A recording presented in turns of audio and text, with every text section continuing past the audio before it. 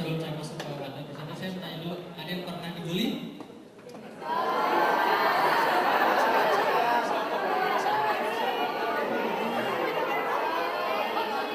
Atau ada yang pernah dibully?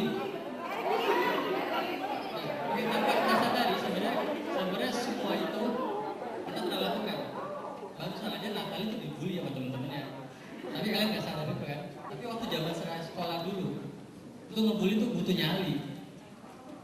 Dan karena kita harus berhadapan face to face. Dan mengatasinya juga gampang.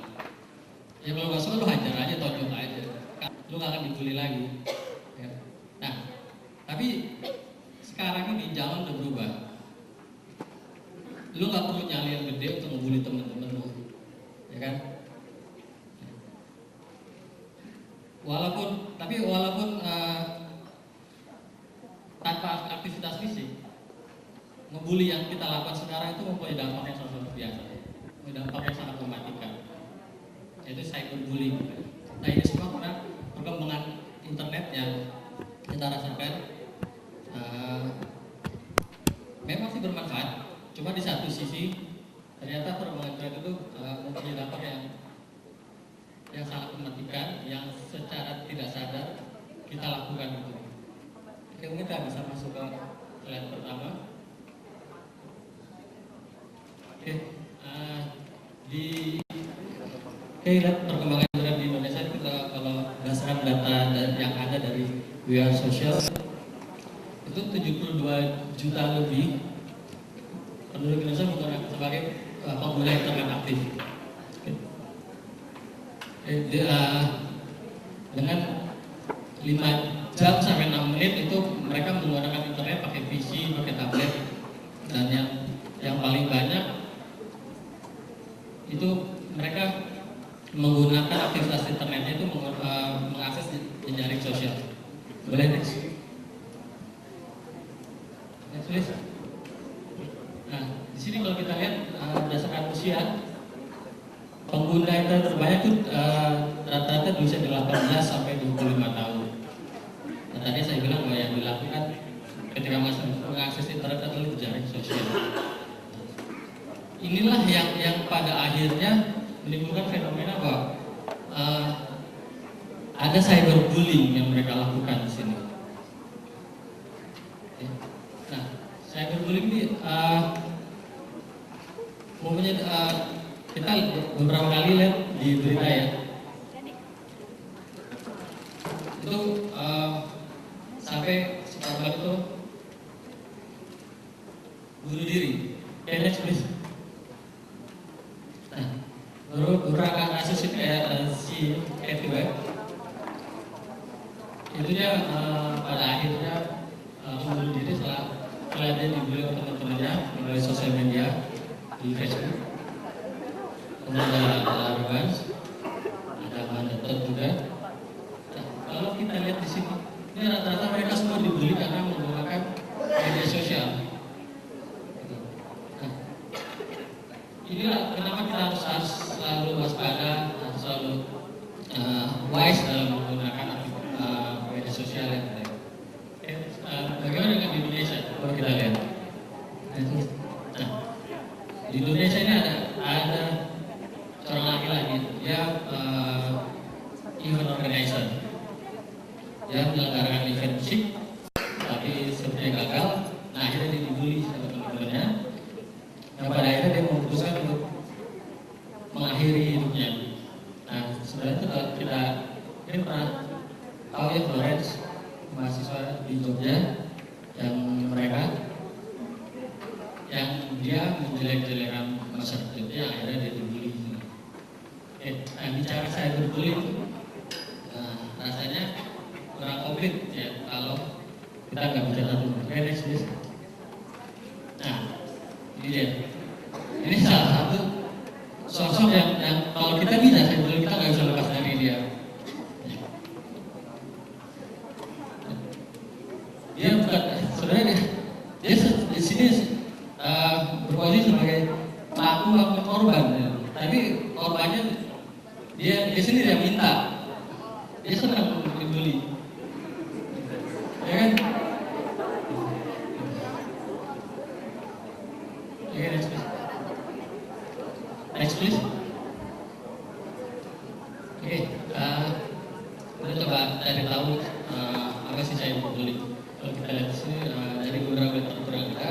definisinya sendiri aggressive intentional act carried out by group or individual, jadi bisa grup atau pribadi yang melakukan bullying menggunakan perangkat elektronik, intimidatory forms or contact secara berulang-ulang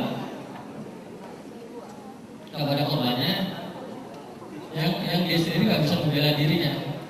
Nah, gimana cyberbullying ini bisa terjadi? Itu mediumnya bisa social network seperti Facebook, Twitter, emails, SMS, gaming kan di beberapa game mobile yang ada sekarang itu kita bisa chat.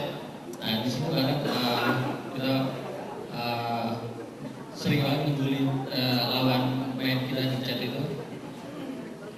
Kemudian ada instant messaging, ada bisa berupa gambar dan video dan melalui telepon suara.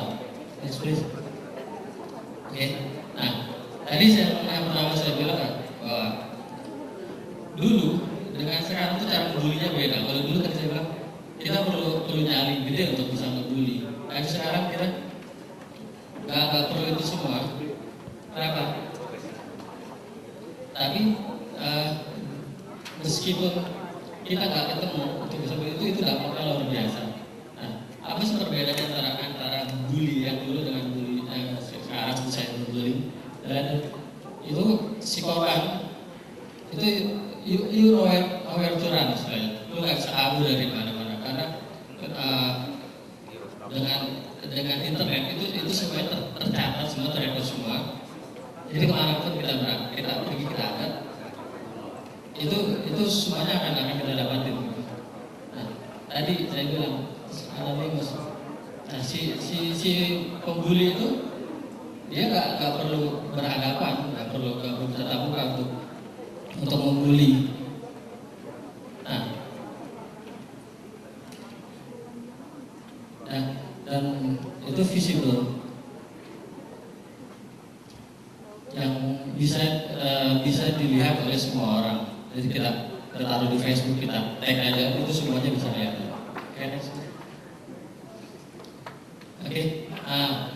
Terhadap cyberbullying ini sendiri, UNICEF dan Kominfo pada tahun 2014 melakukan riset terhadap 400 responden dengan rentang usia 10-15 tahun. Dari hasil riset itu ditemukan fakta bahwa 58% siswa atau responden itu mereka nggak paham apa itu cyberbullying, atau mereka juga nggak tahu bahwa apa yang mereka lakukan itu ada termasuk cyberbullying. Oke. Kemudian 39% lainnya itu mereka nggak ngerti keamanan daripada internet itu sendiri. Mereka password email bisa mereka kasih, orang lain juga bisa baca email pribadi. Kemudian 41%-nya dia berbohong soal usianya untuk mengakses situs-situs tertentu. Sekarang kayak Facebook aja, itu anak SD, anak SMP yang tabelannya di bawah umur 17 itu banyaknya sudah punya akun Facebook, sementara Facebook sendiri mensyaratkan bahwa usianya mesti 17 tahun. Nah, dari data ini terlihat bahwa 41% itu pengguna internet di Indonesia itu memanipulasi umurnya. Next please. Nah, kenapa sih kita ngebully? Kenapa cyberbullying itu ada? Next. Nah, dari ini kebetulan data yang diambil dari Kanada ya, dari Amerika Serikat. Ternyata 55% motivasi orang yang ngebully itu tadi adalah sekedar bercanda.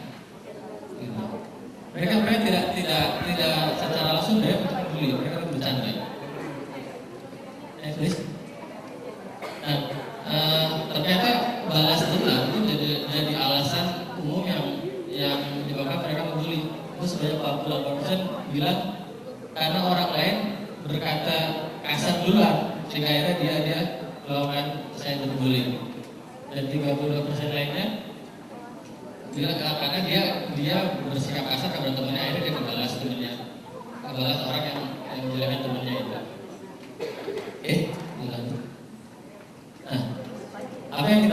bisa lakukan di sini. Nah, kalau kita terima bully di sosmed, kita bisa nggak usah reply, dan kita buang aja si sender itu. Dan yang terpenting kita kasih tahu orang lain, keluarga, guru yang kita kenal, jangan diem aja. Nah, ini juga ada sedikit tips untuk bagaimana bersosial media yang baik. Oke, ya, itu saya kira bahwa kita harus berpikir dulu apakah yang kita postkan itu akan berdampak seperti apa. Oke, dan kalau sebisa mungkin kita hanya berhubungan dengan teman-teman kita saja. Oke, postinglah hal yang baik dan berbagi kepada yang lain, dan yang terpenting privasi kita dijaga. Sosmed kita bisa kita setting kok privasinya, dan yang terpenting jangan mungkin teman-teman yang lain. Nah, sebenarnya hal yang terpenting juga di sini adalah bukan cuma kita aja yang berkewajiban untuk menghentikan cyberbullying ini sendiri. Operator, penyelenggara internet itu mereka juga harus punya kewajiban. Secara sosial mereka punya moral obligation untuk membantu supaya cyberbullying ini tidak berkembang biak, tidak berkembang dengan luas. Nah, makanya di sini saya juga cukup mengapresiasi Smartfriend yang mau mengambil tema ini, karena berdasarkan pengalaman saya di Indonesia itu nggak ada, saya belum lihat ada operator yang serius melihat cyberbullying ini sebagai suatu dampak dari layanan yang mereka berikan. Kebanyakan operator menyelenggarakan kegiatan bagaimana membuat aplikasi, bagaimana membuat game, bagaimana membuat internet supaya menjadi uang. Tapi mereka lupa bahwa layanan yang mereka berikan itu ada dampak sosialnya yang harus mereka pertanggungjawabkan. Kalau di beberapa negara seperti Australia itu sudah jauh lebih maju operatornya. Dia mengadakan program yang disebut cyber wellness. Di situ ada hotline-nya untuk pelanggan yang dia bisa mengadukan ketika kalau si pelanggan itu menjadi korban bully segala macam. Bahkan di Singapura sudah ada aplikasi yang bisa digunakan untuk pelanggannya. Nah, jadi kita semua ini cyberbullying ini menjadi tanggung jawab kita semua. Jangan sampai